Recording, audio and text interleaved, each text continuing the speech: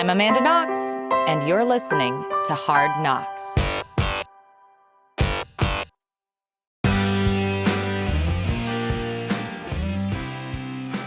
Welcome to another Hard Knocks musing. We're going to muse today. What are we musing today about, Chris? We're musing about trauma bonds, Yes. The most complicated of all close relationships. Right. And how did this come up? Well, someone wrote into the website asking about your relationship with Raffaele, and I believe that difficult moment of potentially separating your defenses back in the day. Okay. Yeah. I mean, I don't think there was ever. I was never aware. So maybe you're referring to, maybe this person was watching The Twisted Tale of Amanda Knox and was coming away with questions about that, like what was going on there. Mm-hmm. Yeah. So I was never aware that anyone was trying to separate our defenses. That was something that I learned later on, after we had been, released from prison and everything. I had no idea the conversations that were happening behind the scenes with Raffaele and the kind of pressure that he was under. So for me in the moment, so I think that that's an interesting thing where, like, what was communicated to me was that Raffaele and I should limit how much we even communicate because we couldn't control.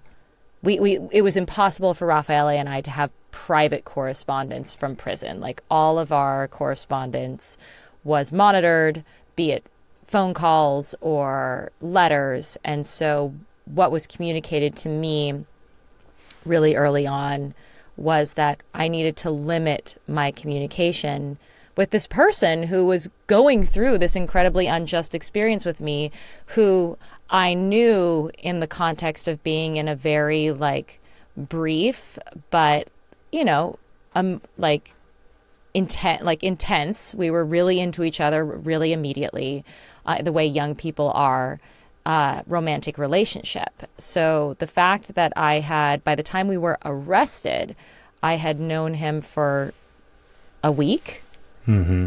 And then suddenly we're thrown in prison. There's this moment of confusion where we're like, wait, what's going on? And then we figure out what's going on and we're like, oh my God, how are we going to get through this together? And he and I had different emotional responses. And I think this is a little bit where the trauma bond question comes into play, is like he being the Italian romantic that he is, held on to the romance of our relationship, and was even sort of forming a kind of romantic trauma bond with me in the early months and the early years, really, of our imprisonment. And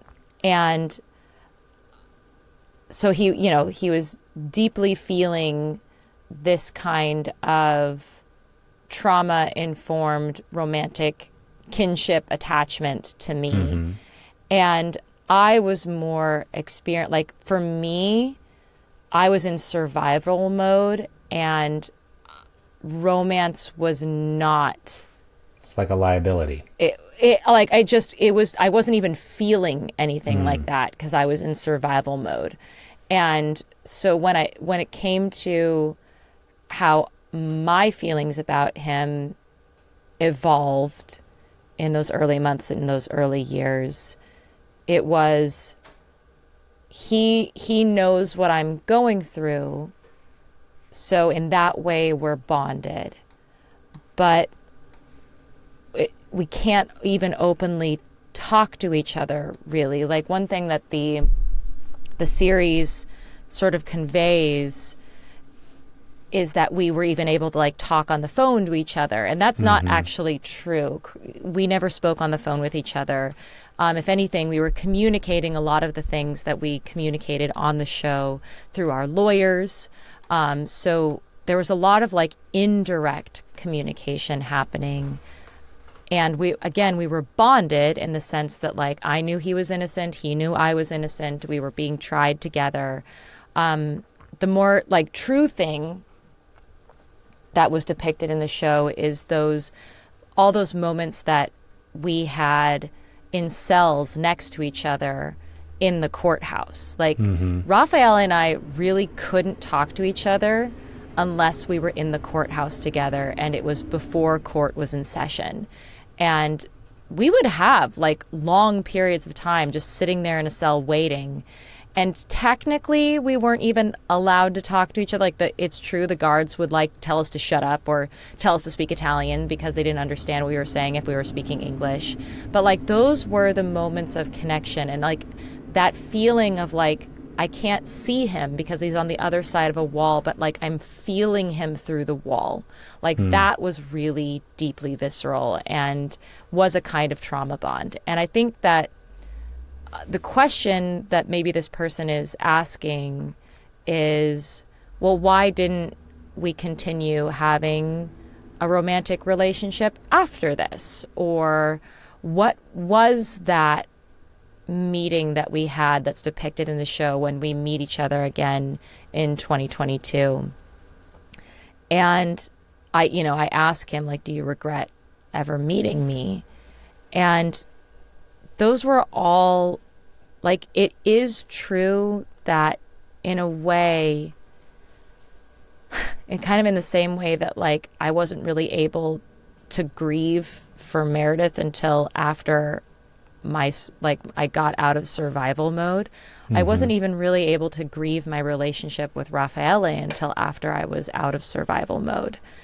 And going to Gubbio and like having a alternate reality kind of version where we got to sort of feel the feels and have special moments together, even though it was only an approximation of what it could have been, was really important, I think, for honoring that relationship that could have been. But it's also like, if all that stuff hadn't happened, the wrongful imprisonment, that whole saga, right? It would have maybe been who knows? Maybe you dated for a couple weeks and then moved on, right? Like, it could have been a summer-long fling, right? But it could have been a couple weeks thing. You don't really know. Yeah. I mean, in all likelihood, you wouldn't all these years later be feeling the compulsion to honor it. Right. No, in all likelihood, we probably wouldn't have gotten married and had kids, right? Yeah. Like, we barely knew each other.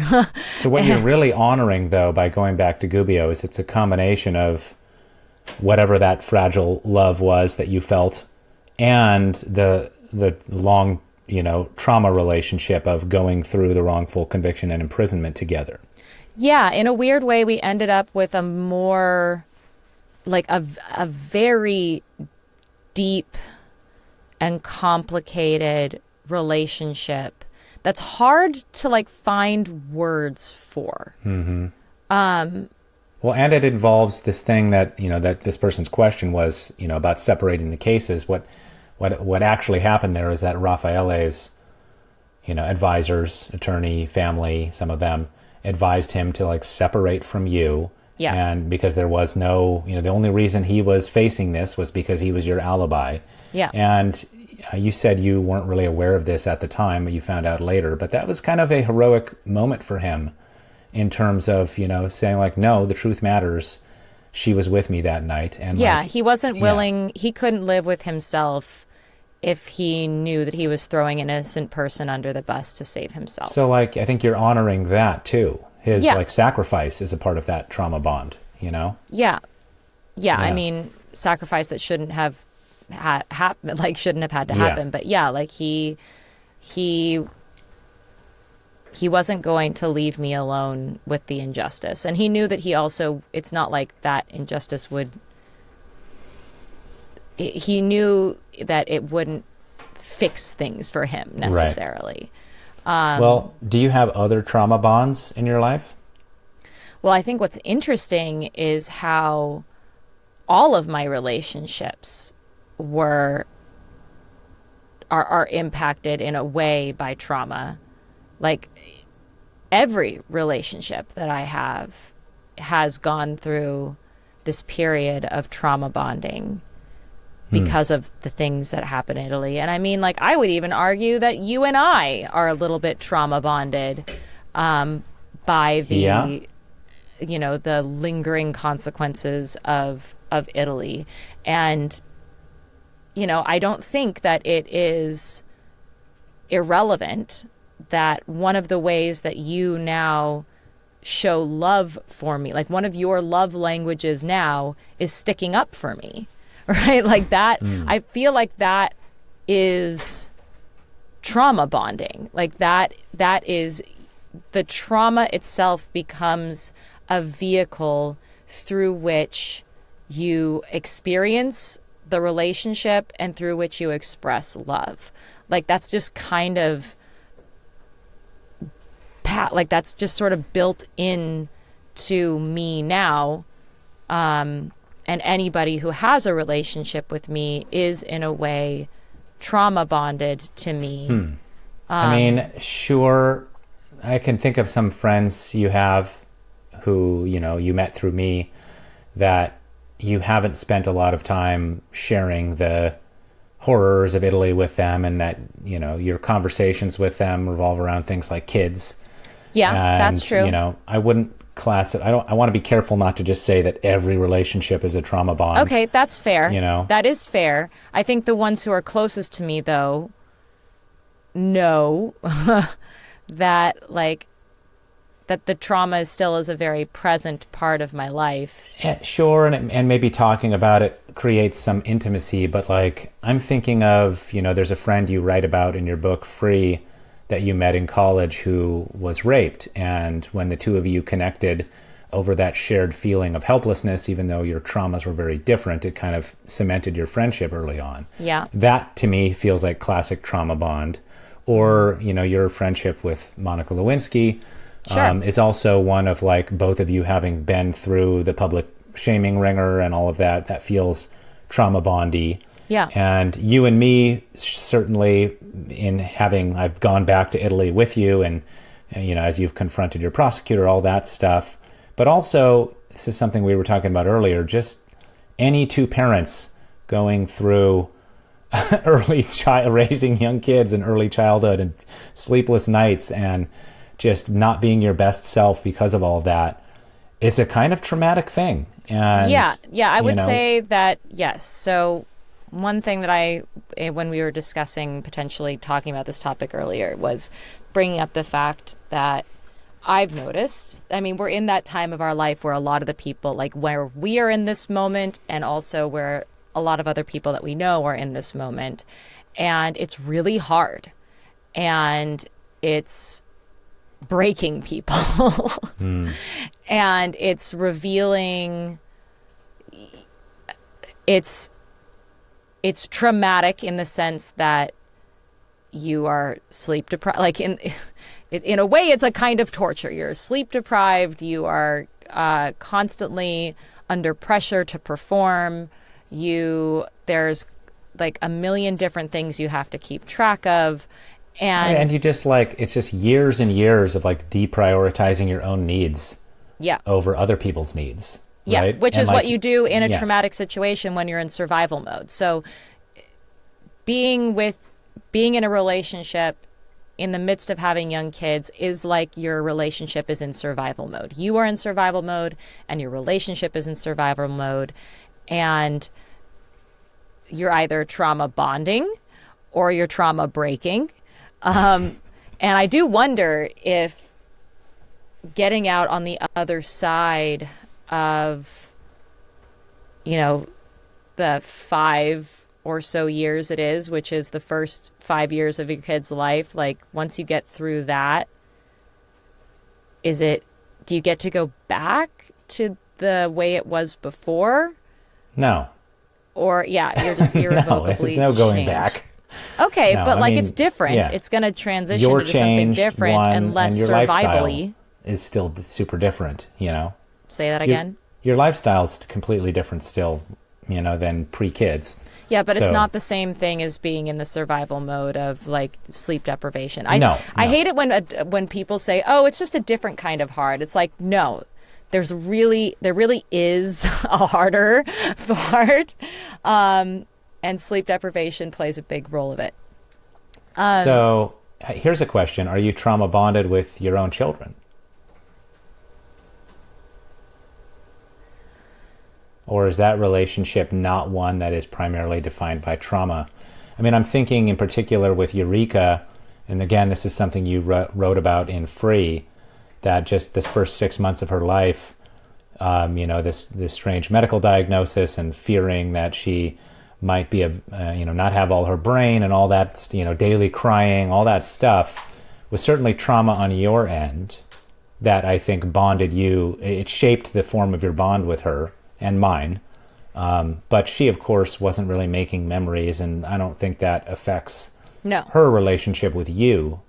No, I do not think that we are trauma bonded at all. I think we are just normal bonded, in the sense that she looks to me for comfort and enjoyment and sustenance. Sure. So to kind of broaden this out just for how it might be relevant to any random listener here, I'm wondering, do you think that you have more trauma bonds than your average person, or does everyone have a fair number of trauma bonds? And do you think we should strive to not have trauma bonds, or are they totally just a different kind of relationship that's just as valid? Or where does it sit in the ecosystem of kinds of relationships you should have? Hard Knocks is brought to you by Hero Bread. That's hero.co. And man, we like Hero Bread. Well, not just because of the bread, but... Well, because I just realized that they have noodles. And this is a game changer, because now that spring is coming around, I want to eat one of my favorite things, which is Thai peanut noodle salad. And it's now delicious. You can do so with low net carb. 0 grams of sugar. Yeah. And you can have your everything bagel sandwich with what? 19 grams of protein. Okay, awesome. So this is exciting. We're excited about it. You should be excited about it too. You can get 10% off at checkout if you put Knox in for that little code at hero.co. And yeah, if you're ready to shed some wintertime layers and get ready for summer, well, we are too. And Hero Bread's a part of that journey. Well, one thing that I wanted to point out in this discussion is that trauma bonds are not like they appear on screen.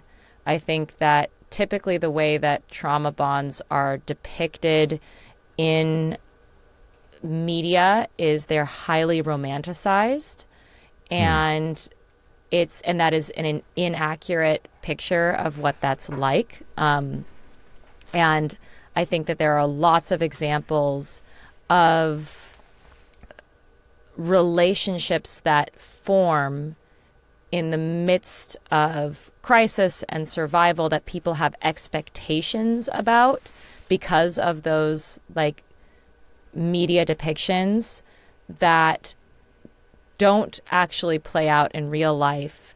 I'm thinking of a lot of examples of people in prison who fall in love and even get married with people on the outside, and then as soon as they get out of prison, their relationships are in trouble or disintegrate because it's a completely different scenario that their relationship is existing in. When you don't have the active trauma. I mean, maybe that's not a trauma bond, but a crisis bond. Is that something different? No, that's not different. It's all trauma bond. I think so. Wait for me, okay? So, all right. I'm trying to first of all point out that media likes to, and Hollywood loves to romanticize these kinds of relationships, especially those that are romantic in nature, because on screen, intensity looks like intimacy, and chaos looks like passion, right? Like it's visual. Like trauma is a visual way to represent those internal feelings that are otherwise like difficult to show. And so I think that one thing that it does a disservice to is actually people who experience traumatic relationships or traumatic things in their life, and then they think that they're going to be bonded with people like, we're even more in love and we love each other even more, and we're unbreakable because we have survived this traumatic thing together. And the reality is that being in survival mode is a completely different kind of existence. And it does not translate well to stable, functional relationship. Because when you're in a more stable, functional, day-to-day life, it's not about having this, epic opponent that you both have. Like it's a very different kind of way to be together with a person. And it sounds like you're saying that when the two of us get out of this first 5 years of like sleep deprivation and all that with the kids, and we find a different new normal, you think it's just as likely that you could have relationship problems because you've spent all this time figuring out how to have a dynamic in the midst of ongoing, trauma.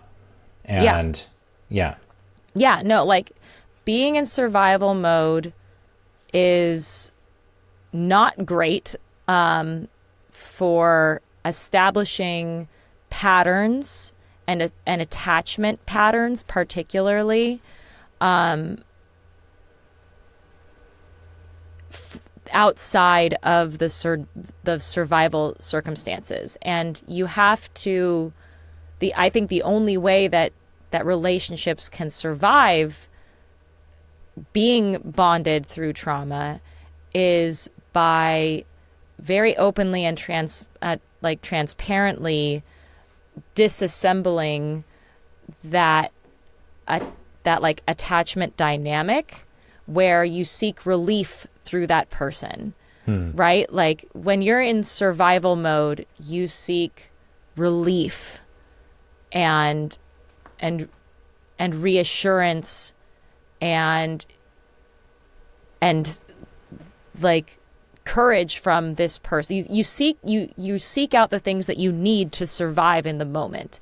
That's not the same thing as building a life together, I want to zoom out just a second in anticipation of a certain reaction to this discussion, which is that the word trauma gets thrown around a lot these days. And if you go back to something like the clinical psychological definitions of this in something like post-traumatic stress disorder, I'm pretty sure that being parents of 2 kids when you aren't in a war zone, would not classify as trauma.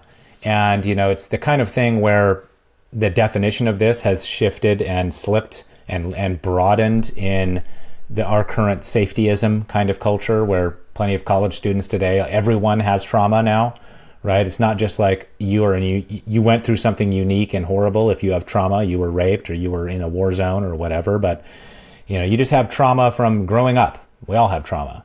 And I'm curious what you think about that definitional shift and if it's valid or if it's valuable to think about things that are pretty normal and universal, like raising children, as traumatic, as opposed to reserving that word to refer to things that are pretty out of the ordinary and notable, like, say, getting sexually assaulted. Hopefully that never happens to you, right? So my answer is complicated because ultimately I think trauma is only traumatic if you experience it as traumatic. So like it's ultimately subjective. that you experience trauma on a subjective level. And what is traumatic for one person might not be traumatic for another, depending upon your mindset and your expectations, everything. And so I would say that it makes sense for people to have more of a openness to defining things as traumatic based upon their subjective experience. The potential problem that can arise, though, is that it's a kind of feedback loop where you can sort of set yourself up. You can sort of put yourself in a mindset to experience more things as traumatic if you have more of a looser definition of what traumatic means. And us having this conversation about parenting as traumatic is like giving permission for the next parent to like view that experience in a traumatic lens, right? Right. But here's the thing. I think that being a parent can be traumatic, like especially if you don't want to be a parent, but you're forced to be one. Like that can be a very, that is an existential crisis right there, because being a parent is not a part-time job. It is a full-time, complete and utter commitment and reevaluation of your identity. And if you, that can be traumatic. There's plenty of dudes throughout history who have opted out of that. I'll just point out, and they made it a very small part-time job, if that. Sure. I'm curious to know what that does to them psychologically. Like, I'm sure there are some of them that do that and don't think twice about it. I also know that there are some guys who wonder if they're you've wondered if you have a secret child out there somewhere. Child I don't know about? Yeah. Yeah, you don't know. You don't ultimately know. So that's a thought that you've had. You don't dwell on it, certainly. But I think that anyone who is in the midst of raising small children for whatever reason is experiencing a deep shift that you can't just not do it. You have to do it.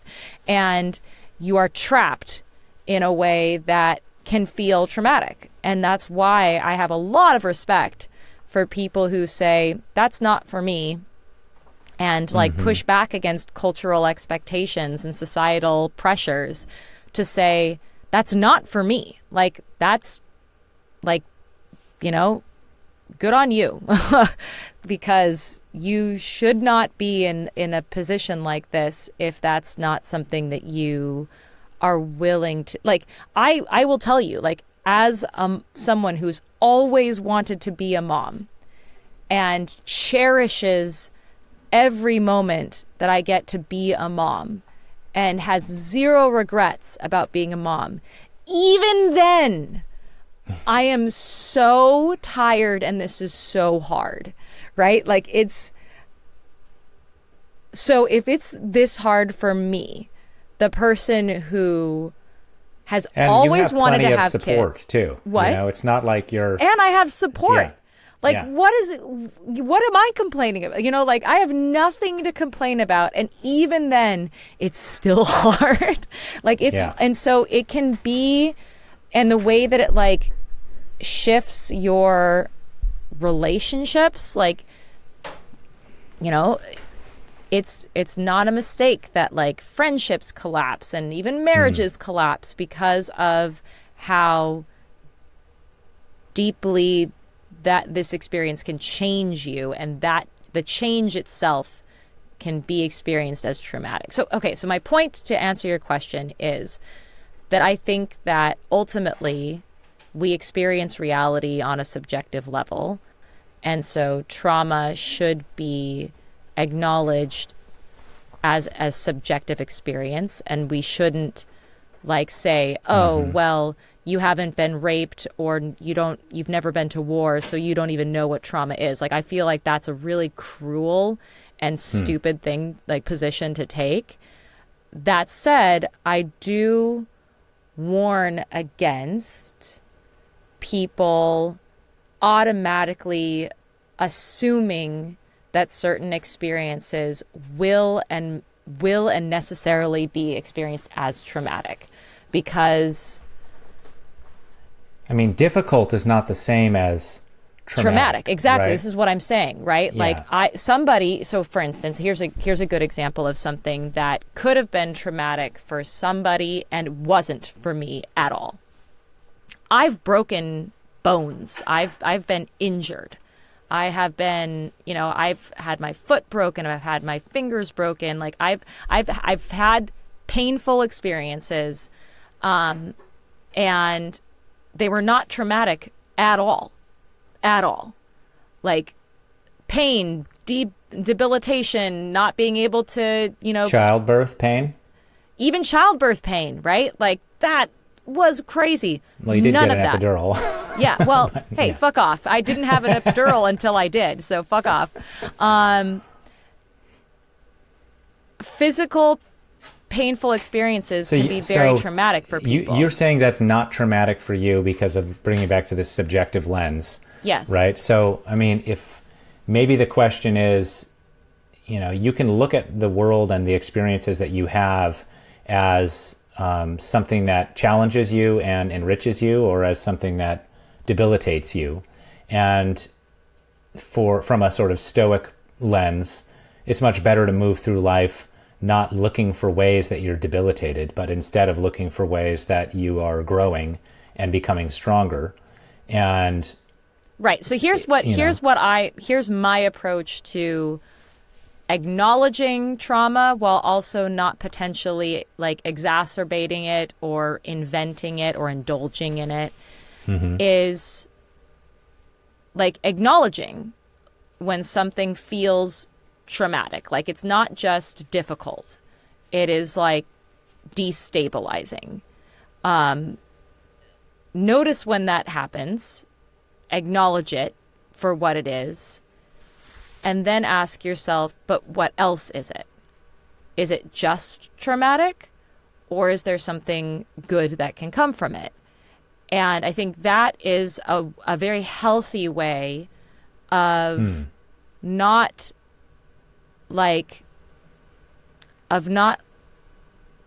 dismissing anyone's traumatic experiences, whatever they may be, but at the same time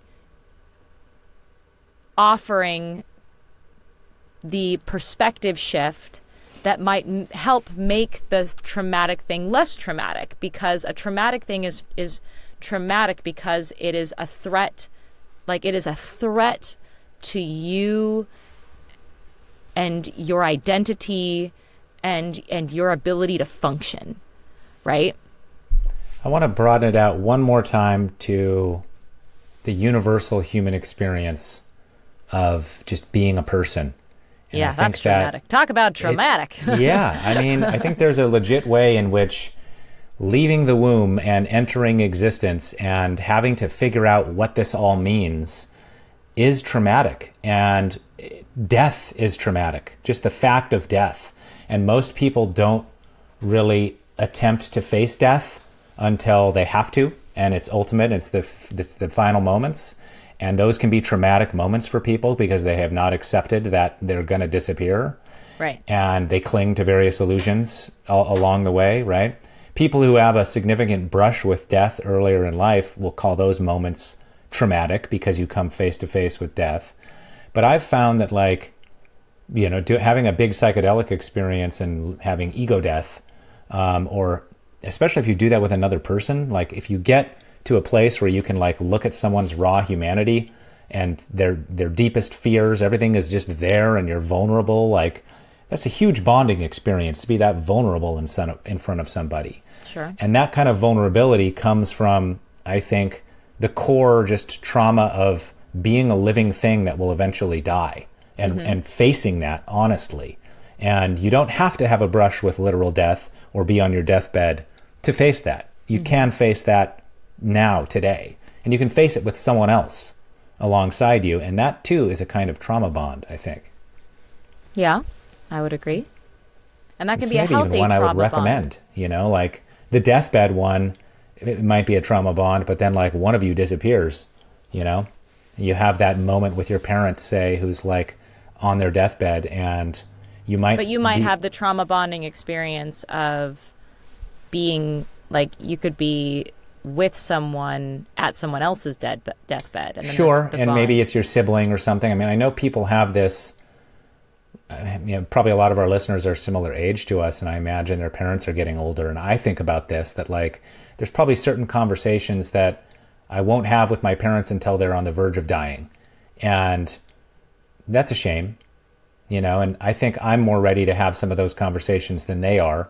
And, but that kind of trauma bond, that thing that happens when you sit there and like face your own mortality or face their mortality together, because it's a traumatic thing to lose your parent, just as traumatic as it is to be on the verge of dying, right?